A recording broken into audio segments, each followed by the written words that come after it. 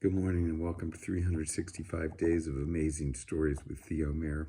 Here we are on day 192, and I'm continuing the stories from 1001 Arabian Nights, specifically the story of the two Viziers. Now you might remember that Nur al-Din was on his deathbed, and he wanted to share with his son, Badr al-Din Hassan, 5 instructions to live by. And the first one he had given was to shun, basically, friendship with people. He said, don't get involved with people. It'll only make your life difficult. Don't do it. And I'm going to read the verses that he wrote or shared with Hassan as he was on his deathbed. The first one goes like this. There is no man whose friendship you can trust, nor is there true friend in adversity. Then live alone and lean for help on none. Let this advice of mine your lesson be. Now his second advice was to oppress no one, lest fortune oppress you. What a wise advice. Basically, don't give anybody a hard time if you don't have to. Don't oppress anyone. And he says that if you do, it's a gift that you're going to have to repay at some point. Basically, it's kind of like the rule of karma, or what you do unto others, it shall be done unto you. And he says here this, be careful and restrain your hasty wish. Be merciful to all, and they will mercy show. The hand of God is above every hand, and every tyrant shall another know. Now, this is so true. It's like you see it. The energy that you put out there, you get back. It just goes that way. Likes attract likes, as they say. Third, hold your tongue and let your faults distract you from the faults of others. What a great thing. Oh my gosh. Now, it's another one of those instructions that we would have heard from, I think, the Bible as well. It's like, don't pluck the splinter out of someone else's eye until you've plucked the beam out of your own. Here's what Ali had to say about that. Silence is fair, safe, taciturnity. So if you speak, do not a blabbler be.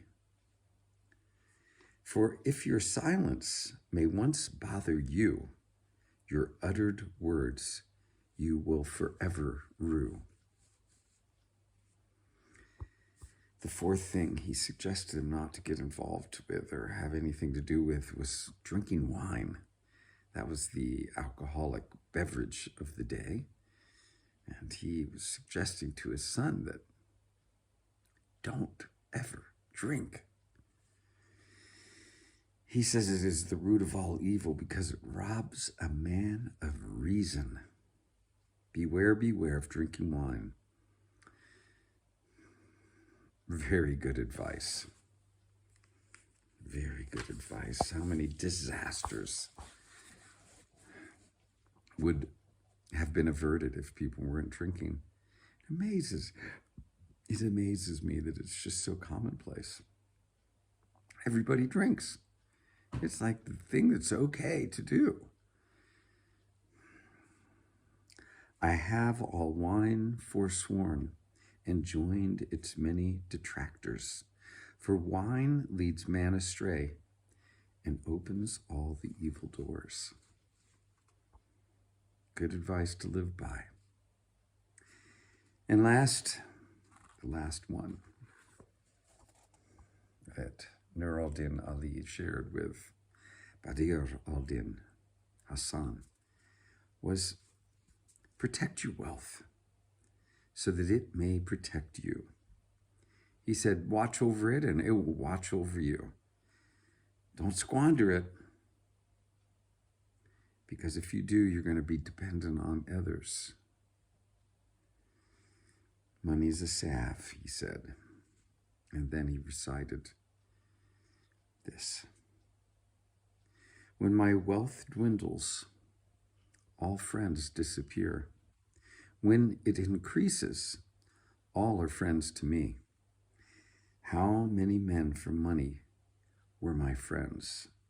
And when it went, how many left my company? Some unfortunate truth to that.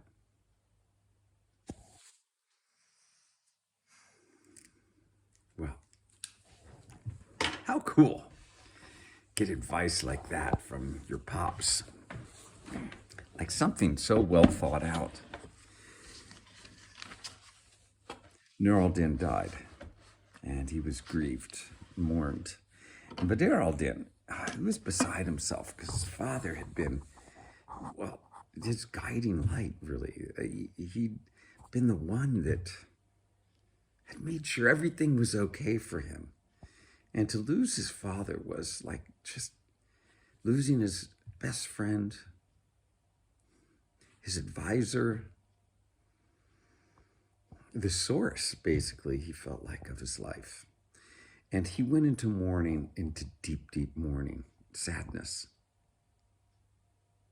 And he did not tend to the king at all, as would have been the smart thing to do for him. He'd been trained as a vizier.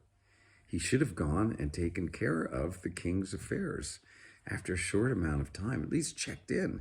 But he didn't do anything like that. He stayed at home, his mom taking care of food and loving him up, but he was just depressed. He couldn't get up. I mean, this had really knocked him down big time. He was just devastated. At a certain point, the king of Basra got angry. 2 months in, it was like, come on, time to get to work. And he appointed another man who was not nearly as capable, his vizier. This was maybe a rash move. Maybe he should have just gone and checked in. I mean, can a king lower himself to be human? No. I think we see the same thing today. Well, what did happen? The king called many of his men over to him, and he said, I want you to go to the house of Nur al-Din Ali. I want you to seize his wealth.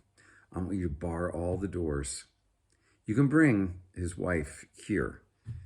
Well, or you can let her stay in some anteroom. I'm not really concerned, but I want everything seized. I want his property seized. I want the house broken. And I want Badr al-Din Hassan brought here. Shackle him and bring him to me. There's enough of this. What kind of man is he? And so the men assembled arms. They took with them whatever they would need to break that house and bring back all of Nur al-Din's wealth that he had left, of course, to his son. Now, Badr al-Din Hassan had also been left everything by his grandfather. Badr al-Din was a wealthy man. Not that he cared, but he had plenty of wealth. I didn't tell you that his grandfather had died, but he had. Of course, there was mourning there. There were banquets given in his honor because it was Badr al-Din Hassan's grandfather that had paved the way for everything that happened in his life and the great fortune that Nur al-Din Ali had experienced as well. Well, the men, they went out on horseback, and one man, a Mamluk who had served Nur al-Din Ali, went racing ahead because he wanted to make certain that Badr al-Din Hassan could flee before he was taken into custody. So he arrived at Nur al-Din Ali's home, and there he found Badr al-Din outside at the steps of the house, just in despair. The man said, make haste, flee at once. What's going on? Badr al-Din came to his senses a little bit and perked up and looked up. He said, the men are coming for you. You must flee immediately. The king plans to imprison you, and far worse, my guess is that he will have you slain. Badr al-Din got up at once and he said, do I have time to go into the house? Gather some things together. The Mamluk said, no, you must flee at once. Do not waste a moment. Get you gone. Go, and go quickly. So Badr al-Din, he did not know what to do, couldn't think straight. Off he went. He just ran as fast as he could away from his home. He didn't quite know where to go. But where he did go was to the cemetery and to the mosque that had been built for his father, Nur al-Din Ali. We'll leave the story there. Find out what happens next. Hope you enjoyed. Hope you have a good rest of your day.